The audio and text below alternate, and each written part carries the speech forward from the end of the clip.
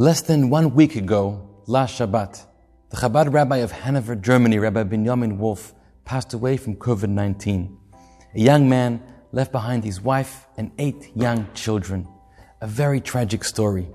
Apparently he's the first rabbi to be buried in Hanover Germany since the Holocaust. A few days later, a very prominent rabbi in Israel, Rabbi Yitzchak Meir Sternbach, who's a teacher in the renowned Mir Yeshiva in Jerusalem, delivered a eulogy. And he told the following amazing story. About 13 years ago, he said, I was asked to accompany a young man to travel to Hanover, Germany. This young man was suffering from a neurological disease. And in Hanover, you have the International Neurological Institute, renowned for being able to cure neurological diseases. It's a beautiful hospital shaped like a brain.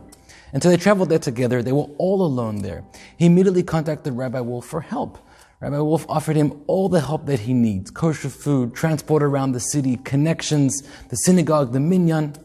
At one point they were in the car together. Rabbi Sternbach asks him, Rabbi Wolf, can I ask you a personal question? He said, sure.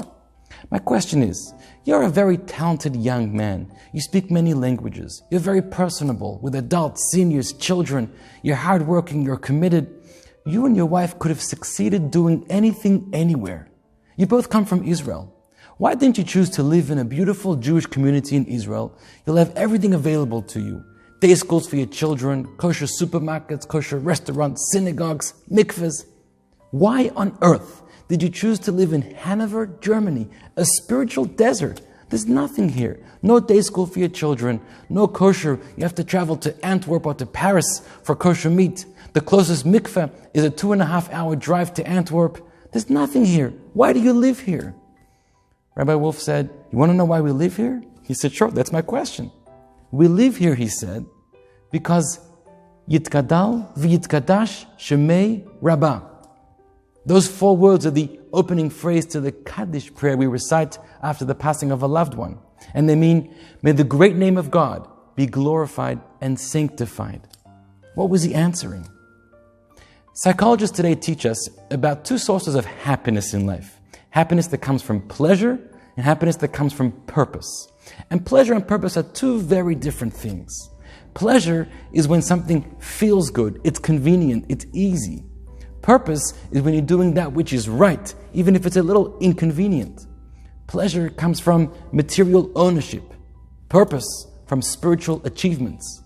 Pleasure is when we receive something. Purpose is when we give something away to someone in need.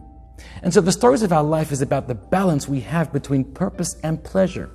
And the correct answer is that there should be an imbalance where our pursuits for purpose should be more than our pursuits for personal pleasure.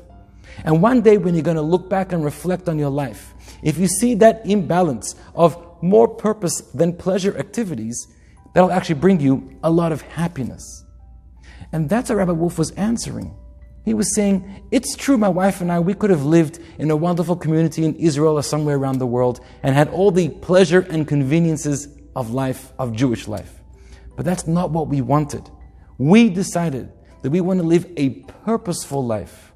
There were so many Jewish people in Hanover, Germany, and before we got there, they had 0 connection to Jewish life. When we came there, we built the school, the synagogue. Now people were connecting with the Torah, with God, Jewish faith, Jewish identity, kosher food. There were celebrations of Shabbat and festivals. None of this existed before we got there. That's the decision we made. What a beautiful answer. And how timely and eerie that this story emerged after he passed away. Right now, I'm not sure if his children can say Kaddish for him. I don't know if there's a minyan in Hanover right now. But Rabbi Wolf's entire life and his legacy was one big Kaddish.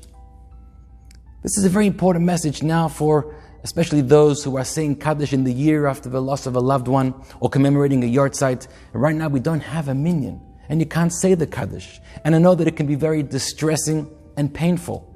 But I want you to think about the following. Even if you can't say Kaddish, you can do Kaddish and be Kaddish. What does that mean? What is Kaddish?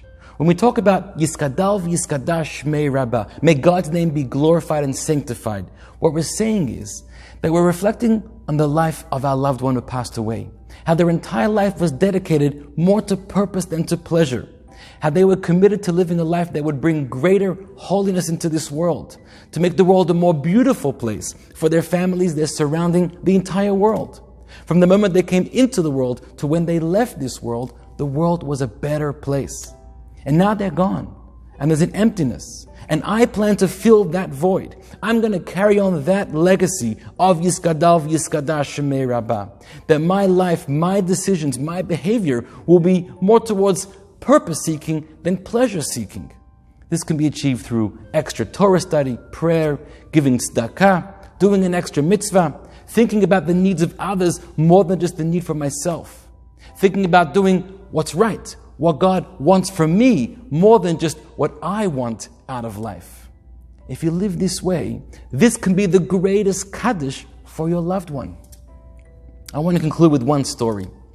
When I was a yeshiva student, I studied for a year in the yeshiva in Migdal HaEmek in northern Israel. The administrator, his name is Rabbi Vilamovsky. He's also the fundraiser, and he travels all over the world to raise funds to support the yeshiva. Many years ago, his father passed away.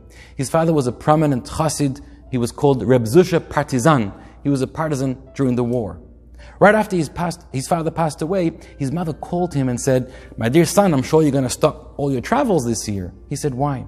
"Because many times you travel and there's no access to a minyan and you won't be able to say Kaddish for your father." He wasn't sure what to do. So he consulted with the Lubavitcher Rebbe. And the Rebbe told him, "You should not at all stop any of your activities. Keep doing what you need to be doing. And even if there'll come a time you'll travel and there won't be a minyan available and you can't say Kaddish, your life, your efforts, is one big Kaddish for your father." Imagine supporting a yeshiva which is helping students learn Torah and connect deeper with Jewish life, Jewish identity. What could be greater than that? More than saying the Kaddish, that gesture is an amazing Kaddish for your father. Your father will be smiling in heaven from the choices you're making of how you live your life. So friends, we shouldn't have to talk about death anymore. All those that need healing should be healed. We should be able to focus on life. How can we transform our lives into a Kaddish? Every moment of every day, the decisions we make, if we make them with a more purpose-oriented mind, then we can bring the greatest Kaddish and holiness and elevation to the world. Shabbat Shalom.